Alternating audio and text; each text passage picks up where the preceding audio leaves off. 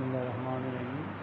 Dear students, हमारा जो lecture है ये एमएससी मैथमेटिक्स पार्ट 1 के लिए है, री एनालिसिस सब्जेक्ट है। ठीक है, तो प्रीवियस लेक्चर में हमने बात की थी व्हाट इज़ अल्टरनेटिंग सीरीज़, और हमने डिस्कस किया था अल्टरनेटिंग सीरीज़ टेस्ट।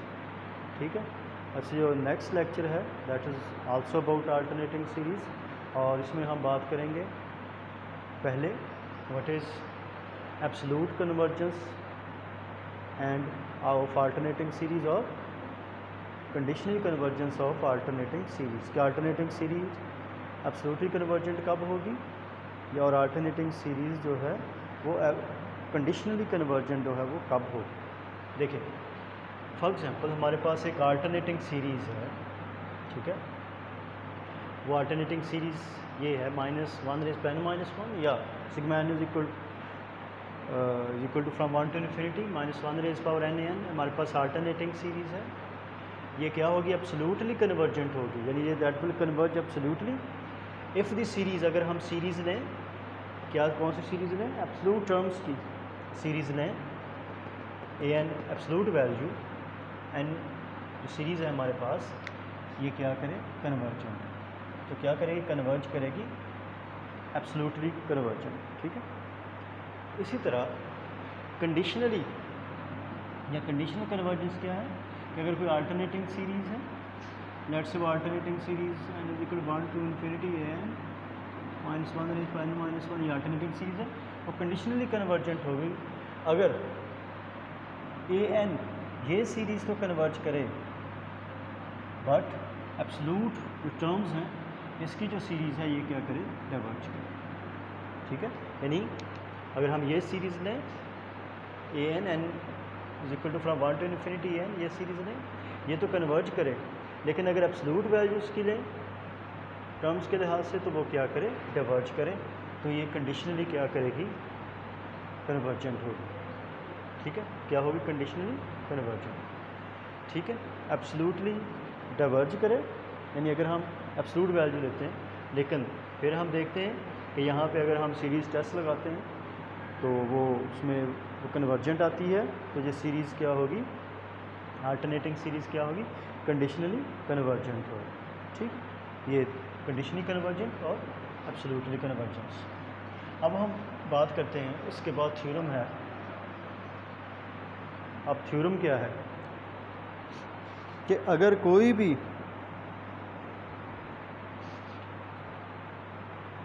सीरीज़ जो है, इफ़ सीरीज़ जो है एब्सोल्यूटली कन्वर्ज करती है, अगर कोई भी सीरीज़ कन्वर्जेस, ठीक है, अगर कोई भी अल्टरनेटिंग सीरीज़ एब्सोल्यूटली क्या करती है, कन्वर्ज करती है, तो देन तो वो सीरीज़ भी क्या होगी, ए एन वो क्या करेगी, कन्वर्ज करेगी, तो वो क्या करेगी, कन्वर्ज करेगी। ठीक है, कि अगर कोई भी सीरीज़ जो है अल्टरनेटिंग सीरीज़ एब्सोल्यूटली कन्वर्ज करती है तो वो सीरीज़ क्या होगी, वो कन्वर्जेंट सीरीज़ होगी। ठीक है, ये हमने प्रूव करना है। या every absolutely convergent sequence, every absolutely convergent series, किसकी बात कर रहे हैं, सीरीज़ की, अगर कन्वर्ज करती है तो वो सीरीज़ क्या होगी, कन्वर्जेंट होगी। एब्सोल्यूटली कन्वर्जेंट है तो वो सीरीज़ क्या होगी, कन्वर्जेंट होगी। फ़र्ज़ कर लें, सपोज प्रूफ हम करने जा रहे हैं, सपोज जो सीरीज़ है हमारे पास गिवन है हमें, ये क्या कन्वर्जेस, ये कन्वर्ज करती है। ठीक है, अगर ये कन्वर्ज करती है सीरीज़, आपको पता है कोई भी सीरीज़ जब कन्वर्ज करती है, कब कन्वर्ज करती है, अगर उसकी पार्शियल सम की जो सीक्वेंस है, जो सीक्वेंस ऑफ पार्शियल सम, वो क्या करे, कन्वर्ज करे। अगर कोई भी सीक्वेंस कन्वर्ज करती है तो उस पर काशी क्राइटेरियन जो है वो होल्ड करता है। काशी क्राइटेरियन हमने पढ़ा, Cauchy criterion for the convergence of a sequence. ठीक है, तो by Cauchy criterion then,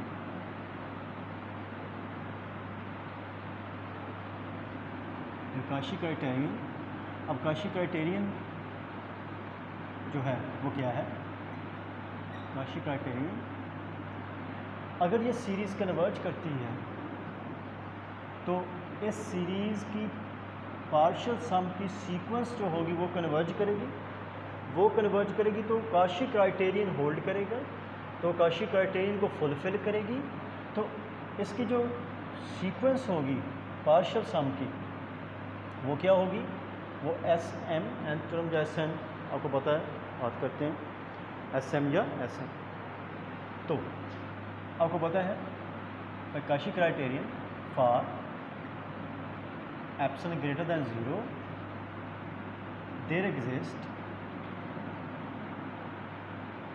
integer n such that जो सम ऑफ एस एम इसकी, ठीक है, एम टर्म्स पार्शियल सम की सीक्वेंस की M term minus nth term, इसकी एब्सोल्यूट वैल्यू लेस देन होनी चाहिए एप्सिलॉन। ये हमने यहाँ पे क्या लगाया? काशी क्राइटेरियन, क्योंकि ये फिर काशी सीक्वेंस होगी। जो पार्शियल सम की सीक्वेंस होगी वो क्या होगी? काशी सीक्वेंस होगी, जो कि एब्सोल्यूट वैल्यू है। तो यहाँ पे भी क्या आएगी? Where M N greater than equal to N और एम इज ग्रेटर दैन क्या है? एन। एम की वैल्यू ग्रेटर दैन क्या है? एन। ठीक है, यहाँ से S M absolute value minus S N absolute value S M. अब देखिए एस एम एम में ग्रेटर एन इज़ लेस, बस एम जो है वो 14th टर्म है, एन जो 7th टर्म है, तो S M minus S N क्या होगा? वो फिर होगा कौन सी टर्म? 8th 9th 10th, सही, ठीक है, वो टर्म्स होंगी। यहाँ पे फिर क्या आएगा हमारे पास? इसको सॉल्व करेंगे तो क्या आ जाएगा? n+1 plus n+2 n+3 so on चलते जाएंगे, और nth टर्म ये। और चूँकि देखें सबकी क्या है? एब्सोल्यूट वैल्यू है, यहाँ भी हमारे पास क्या आएगी? S M minus S M, जो एब्सोल्यूट वैल्यू का सम है तो क्या आएगा? यहाँ पे इनकी सबकी एब्सोल्यूट वैल्यू है, और ये सारे की एब्सोल्यूट वैल्यू लेस देन क्या है? एप्सिलॉन। तो it implies an+1 absolute value plus an+2 absolute value plus an+3 absolute value plus so on plus nth term जो है एब्सोल्यूट वैल्यू, ये भी लेस देन क्या होगा? एप्सिलॉन। ठीक है, हमें एक बात का पता है कि